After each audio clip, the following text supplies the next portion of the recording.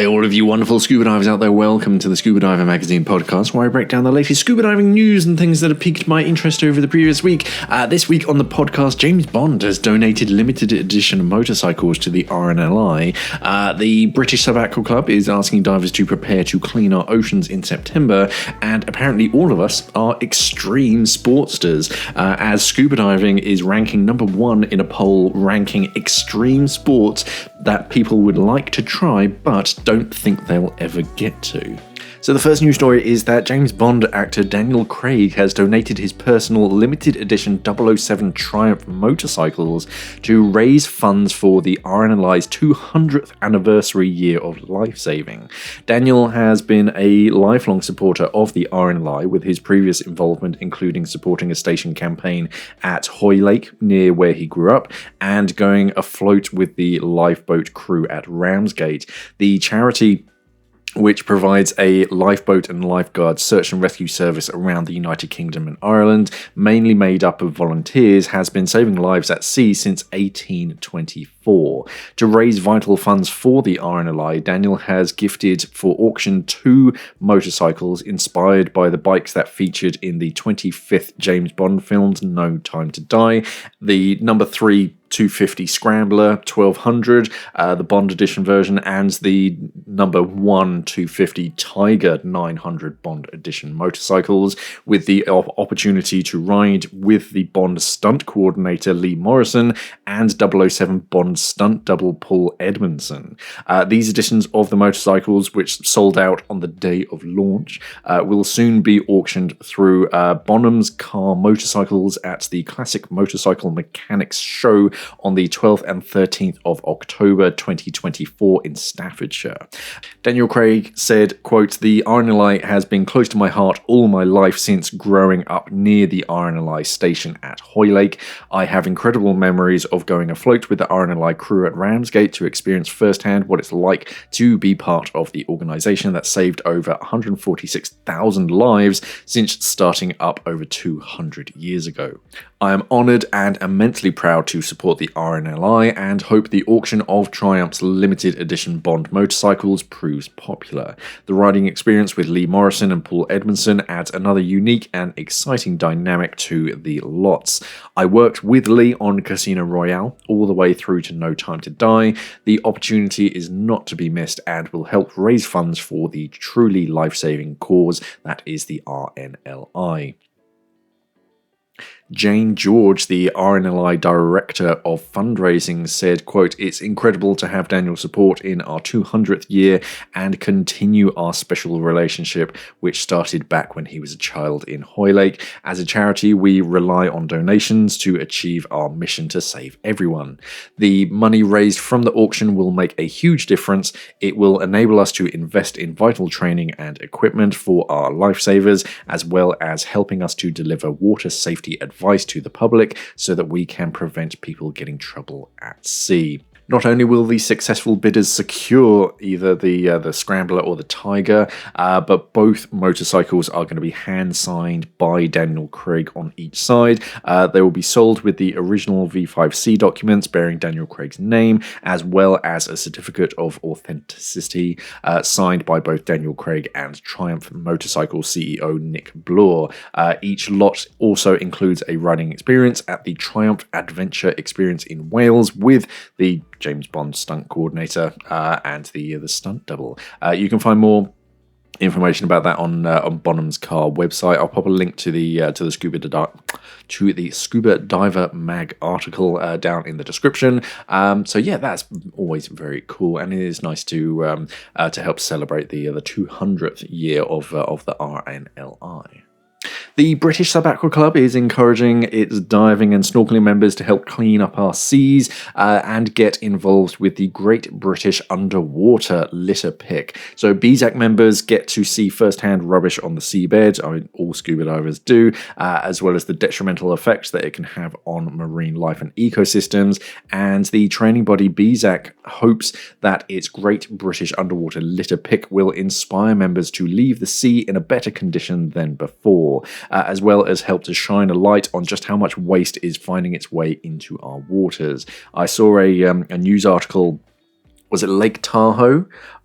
It was somewhere in the States or maybe Canada, and they were saying that we've collected so many pounds of trash, and the most common things in their lake, because I only read this the other day, a lot of it was fishing gear and tackle. Which obviously gets snagged, so the fishermen just cut it free. So they were collecting all of that, but they said also a lot of like plastic food containers and wrappings just end up in the waterways, because it can be as innocent as it gets blown out of your hand and oh, whoopsie daisies, oh, it's gone. Okay, hey, it's only a small plastic bag, but of course it eventually ends up in the water, and then it sinks, and then it stays there.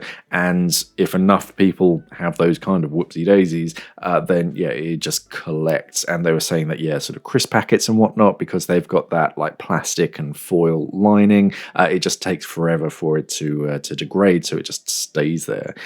BZAC is working with the Marine Conservation Society to encourage its members to join beach cleans as well as underwater litter picks, where we can really put our skills to some good use. Plastic and marine litter pollution is threatening the health of our seas and oceans, largely as a result of our increasing reliance on non-essential single-use plastics. You see some of the ones on social media that just beggar belief, like a banana in like cling film, saran wrap, and you're like, well, why? What's the point in that?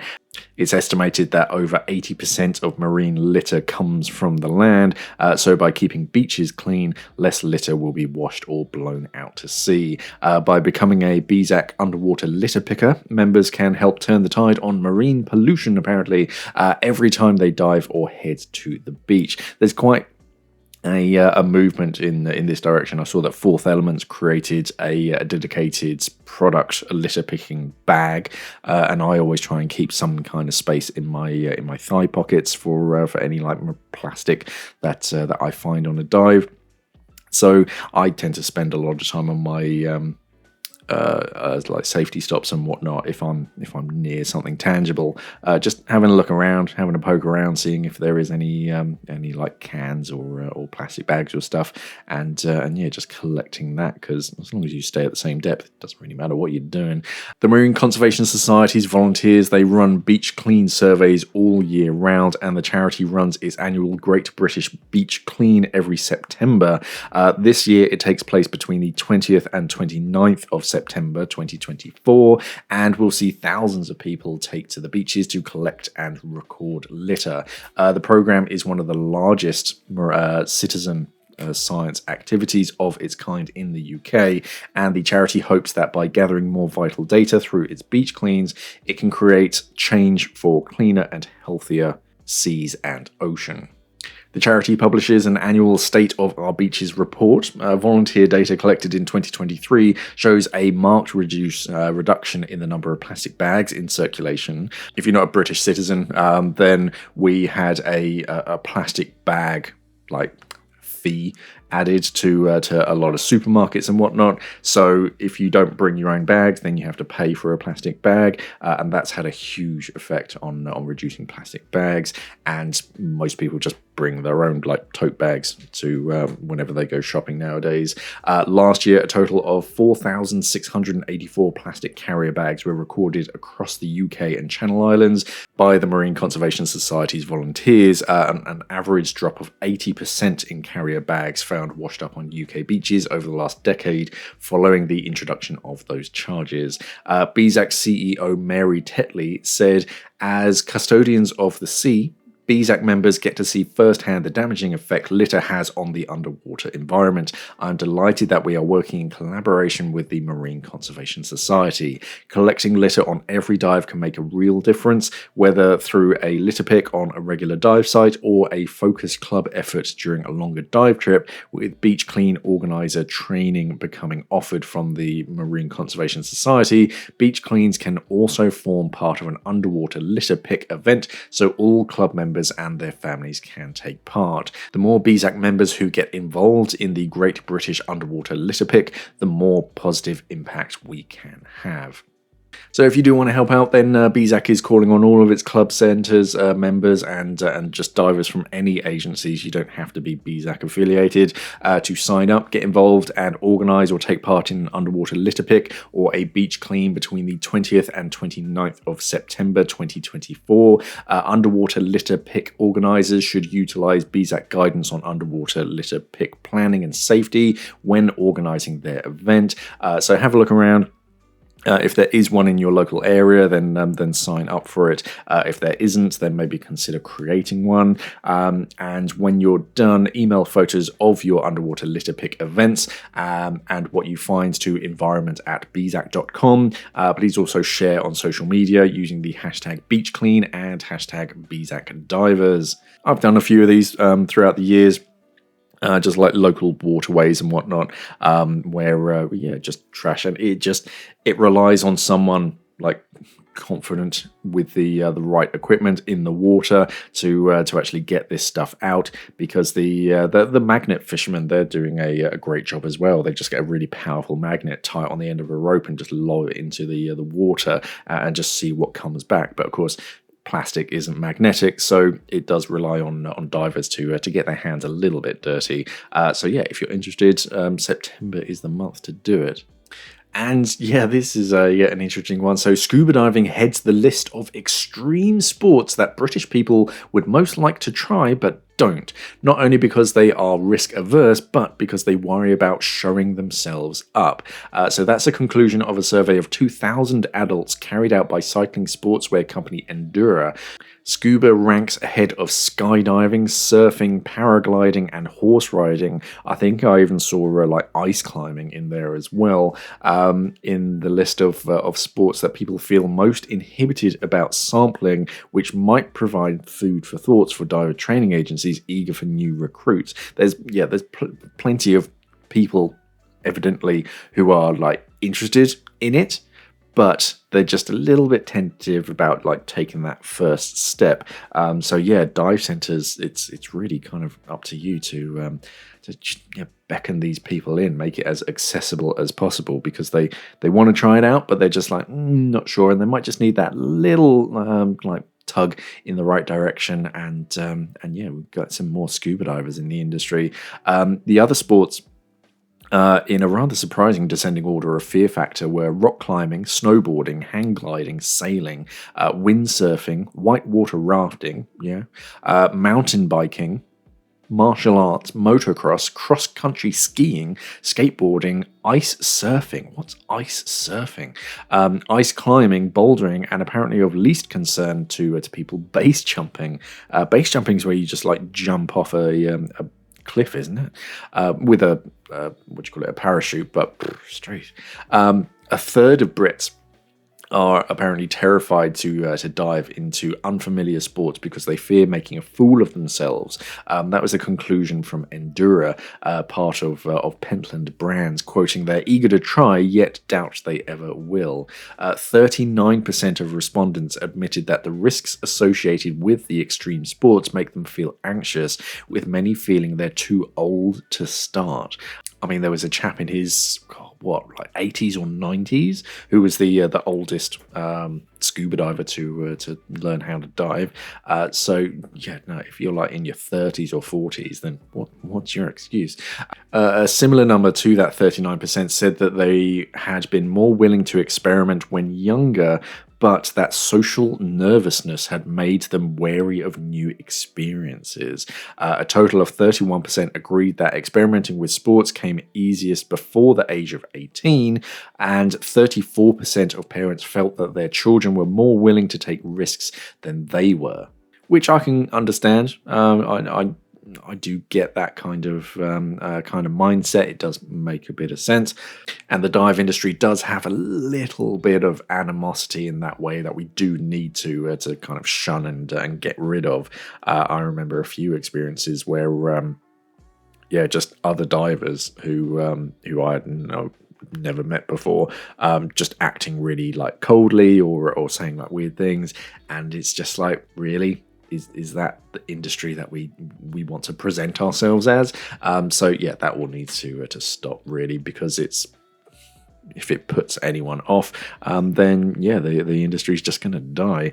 Senior NHS psychologist Dr. Abdi Mohammed says the reason trying something new can be so daunting is often rooted in social anxieties, worries about not fitting in, lacking the right gear, or feeling too old or inexperienced. Yeah, because we're a social species, we never want to like alienate ourselves, and that's like really deep rooted in our psyches. So yeah, a lot of people do kind of fear this kind of stuff. So we do need to make scuba diving as encouraging and positive as possible. Whenever I see anything on like Scuba Reddit or whatever saying that, oh yeah, I just got qualified and whatnot, yeah, it's an instant upvote, because all of that kind of encouragement makes a huge difference to that person.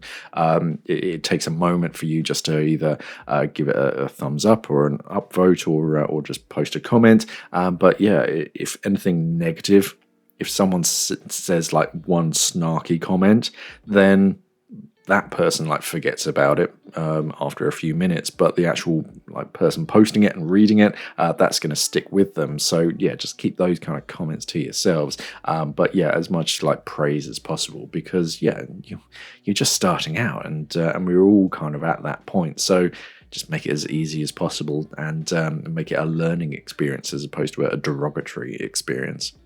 The research was carried out by onepoll.com. I can't say I've ever heard of them, but they do these kind of surveys. And yeah, I just thought it was quite interesting that scuba diving was number one of, yeah, people want to try it out, but they're a little bit worried. So yeah, there's an untapped market of divers out there. We just need to find out how to actually get them into the dive center, or at least into the water.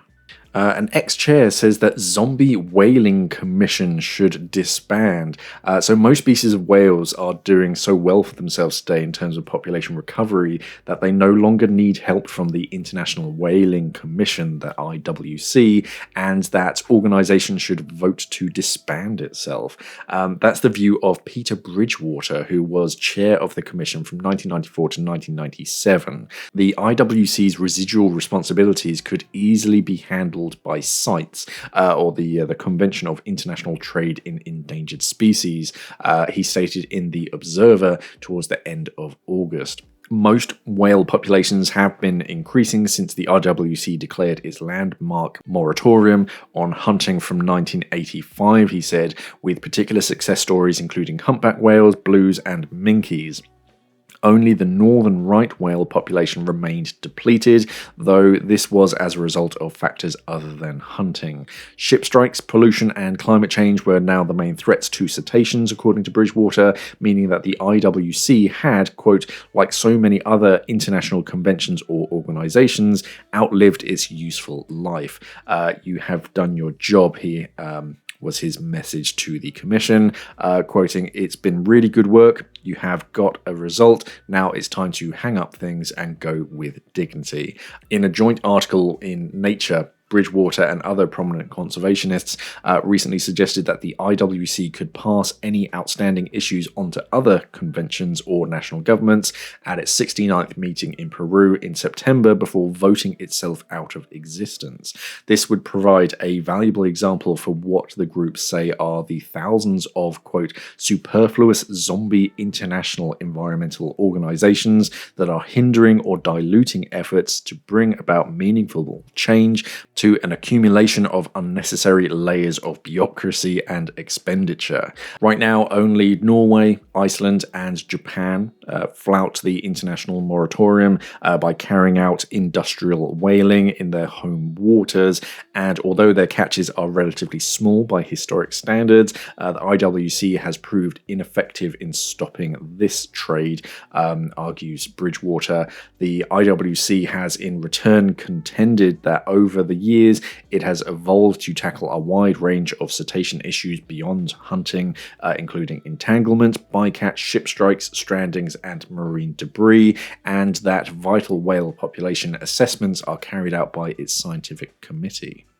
So what he's basically saying is that, yeah, we've done an amazing thing with the IWC over the years, but at this point, if we continue, we're kind of overlapping and diluting the effort that we're putting forwards. So we might as well just say, hey, right, we're going to step back. We're going to disband ourselves, or we should disband ourselves, so that someone else can, like, someone bigger, we can create this like single entity that focuses more on it and has a bit more weight behind it, as opposed to like 6 or 7 different committees all saying kind of the same thing or slightly different. If it's just coming from one body, it's going to have a louder voice. So yeah, it's interesting for people to have that kind of self-reflection, and yeah, we'll see what happens. As far as new dive equipment, Garmin adds the AMOLED screen to its Fenix 8 series,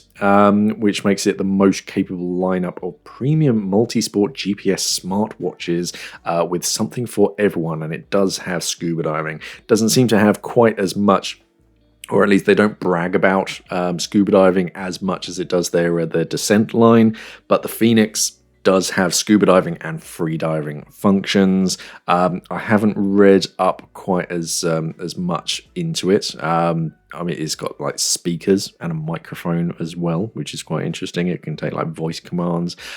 So yeah, I'm going to spend a bit more time learning about the Fenix because I don't know much about it. But yeah, another Garmin scuba dive computer, but also like GPS and all that kind of stuff. Whether it's going to compete with or replace the descent, we'll see in the near future. But yeah, that's quite interesting. There's a few versions of it. There's a 43mm that retails at £950, a 47mm wide, which is £950, and a 51mm that's £1,120, and all sorts of different like straps and color options. So yeah, that's interesting. Well, I'll try and read up on that. Otherwise, Scuba Pro. On scuba.com, I noticed that Scuba Pro have turned their like S-Tech like harness and backplate into they call it a laptop backpack, which I thought was quite interesting. You'll have seen the monoprene back pad to go with their new backplates, and I don't know whether they just made a lot of them and they're trying to diversify, or whether they haven't sold very well, so they have a lot of stock that they want to shift. But yeah, they basically turned the shoulder straps with the monoprene material. It's even got a little the Scuba Pro like low pressure inflator hose and D-rings and things on the shoulder straps, as if you're like wearing your BCD, but behind the monoprene backplate, as it were, doesn't have a solid backplate. It just has that rubbery like padding. Is a backpack that's the size of a laptop. You can see a laptop in there. It's got the usual like organizer pockets and things, the pen holders and all that kind of stuff. But yeah, from the front, if you're wearing it, it's kind of like you're wearing a backplate and wing, which is different. Retails at $130, which is pretty spendy, but it's something different. It comes in all the different colors, from the blacks, the blues, to orange, bright pink, that like teal color, which is quite popular in the industry right now, white, yellow, and the army green. Yeah, different. It's very scuba specific, and it's typical Scuba Pro. It's got the Scuba Pro branding all over it. So if you want to represent and have a very different like laptop backpack, then yeah, maybe check it out. I think that was it as far as new dive equipment. So I'll jump into some Smart questions. Struth. Lyudmil Bozadjiv, 5169. That's your new name, if that's how you pronounce it. When diving with both an AI transmitter and a submersible pressure gauge, with the AI transmitter using the high pressure port over your left shoulder, so it's on the same side as your dive computer, how do you route the hose for your SPG? Is it an issue that the SPG hose is coming from the right high pressure port, but still needs to be on the left thigh D-ring, or would you recommend putting your dive computer on the right hand? Dive computer on the right actually has a few benefits. One, your submersible pressure gauge stays on your left hand side, so you don't have to worry about the hose routing. The transmitter, wireless air transmitter, stays on the right hand side. With your dive computer on your right side, when you're like adjusting your BCD, you're grabbing for that low pressure inflator hose and then you're lifting it up. That change in depth isn't registering on your dive computer. So your dive computer doesn't know that you're on a wrist. So as you like reach upwards, it goes up a good like meter or so. And that meter change, depending on how quickly you do it, can cause the dive computer to freak out a little bit. So if it's on the right hand side, it just stays there and you can monitor it and you can check your like ascension rate, you can set your current depth whilst you're adjusting your buoyancy with your left hand. So I tend to keep it on my right hand anyway. If you have to keep it on your left hand side, I would probably still keep my transmitter on the right hand side. I'd check the communication just to see if it does have any effects. It should stay in range. They usually have enough like broadcast distance to reach. You might get some communication failures, but if that is the case, then I just put the transmitter on a long high pressure hose and then just route that so that it's closer to the computer or at least around my body. But the easiest way is just to put your dive computer on your right hand side. W. Taffel says, I'm a newly minted Divemaster, congratulations, and looking to book my next liveaboard. I've been told anecdotally that I should tell them I'm a rescue diver as opposed to a Divemaster, as then I won't be looked to as an unofficial helper for the week. Would love to hear your thoughts as well as any pros and cons to doing it either way. Yeah, it is a thing.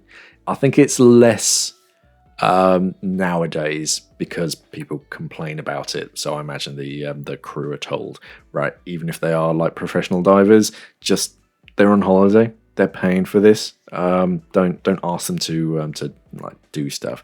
You might get paired up with if you are traveling solo. You might get paired up with someone. I mean, you don't really get a. Well, you do get a bit of a choice, but you will get paired up with another diver, and you don't really get to pick and choose. It's just whoever's solo. Also, I've never felt like burdened by people knowing that I was an instructor. You do get the fair questions, or at least I do. I don't know whether it's because I've been on YouTube for so long. People just recognize me and just think I know everything about every single dive computer. I've certainly been asked how to find their logbooks on their dive computers plenty of times. People just come up to you and just go, "Oh, do you know how to change the like nitrox setting on my dive computer?" It's like, well, you should, and the manual definitely knows, and a few other things. But in my experience, they just kind of know that you can look after yourself and others. So they just kind of like relax a little bit around you. They're not quite as on top of you as they would be a relatively inexperienced diver. But I've never been asked to like lead a dive or anything. Tell a lie. I mean, I was never asked to do it, but we just went on a dive, and you just naturally become the dive leader because no one else is going to stand up to do it. I've done that on a few occasions. So I suppose there kind of is that, but I'll always tell them I'm an instructor. I've got no aversions to doing that and like hiding it. I don't know if something happens. I don't know whether that would that count in a court case that, hey, this happened and you withheld your correct like highest qualification. I don't know. That's quite an interesting one. But I know it exists. I've never had a bad experience or felt burdened by it. But I know a lot of like professional divers do like withhold and only say, "Oh no, I'm just a rescue diver," and just hand over their rescue cert. But personally, I've never bothered too much. I just hand over my instructor card.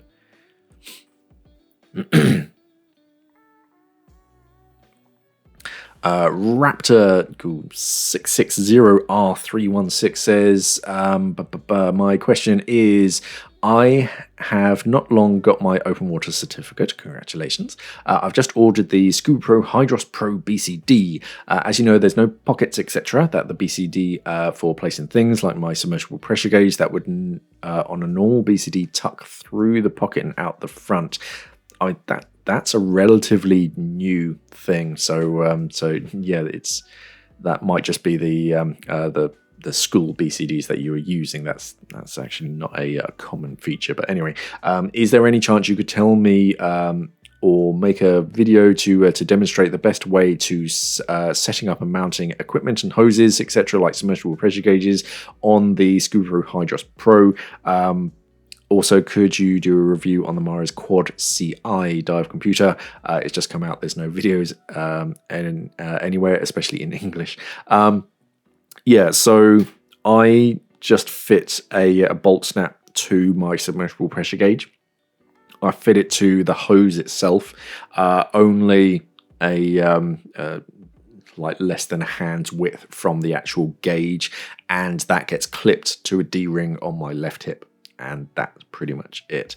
If you want it closer to your body, you can use that same bolt snap and then cross it up to your right hand shoulder strap.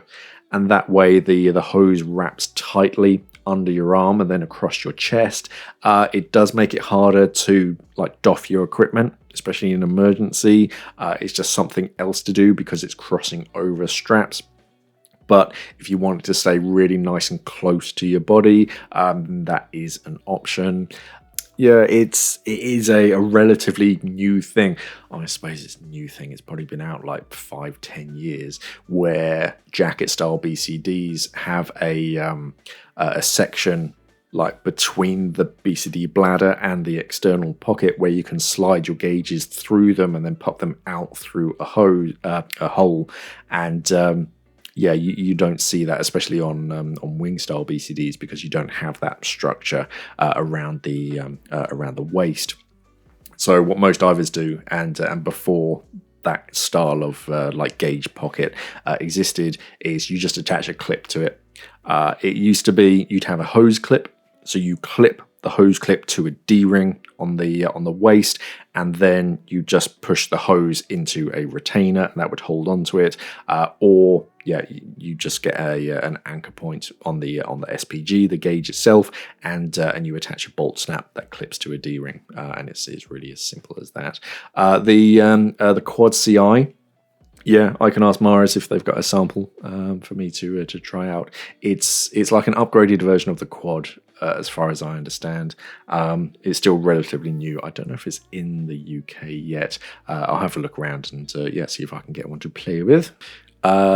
Same chap. I live in Scotland, but I'm not planning on doing any very cold water diving. Don't really want to do my dry suit certificate, and the dry suit prices are crazy expensive. My question is, what's the best semi-dry suit for UK waters instead of a dry suit? Probably, I mean, the one that stands out for me right now is the Apex Thermic. It's like thermic with a Q on the end. I was surprised at how flexible it was. They sent me a sample a few years back, and I tried it on for size.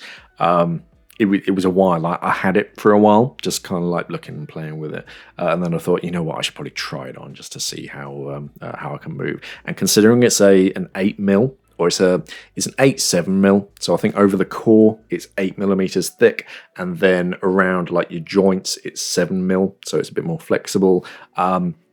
Integrated hood, front entry, cross shoulder zipper was very convenient. A lot of semi-dries are back zip across the shoulder, so you require your buddy to zip you in and get you out of it. but across the front means that you can do it yourself. And once I was in it, I was very surprised at just how flexible it was. 2 thigh pockets as well. Really, really useful to have thigh pockets on your suit, because it's just extra storage. You can get they call them tech shorts, so a pair of shorts that go over the top of whatever you're wearing. But if you have something like the SCUBA Pro Nova Scotia, which is another very popular semi-dry suit, I think that only has 1 thigh pocket, or the last time I saw it only has 1 thigh pocket, which is nice because you do have storage. However, you can't now use tech shorts because they'd have to go over that existing pocket, and it's just going to get clunky on one side.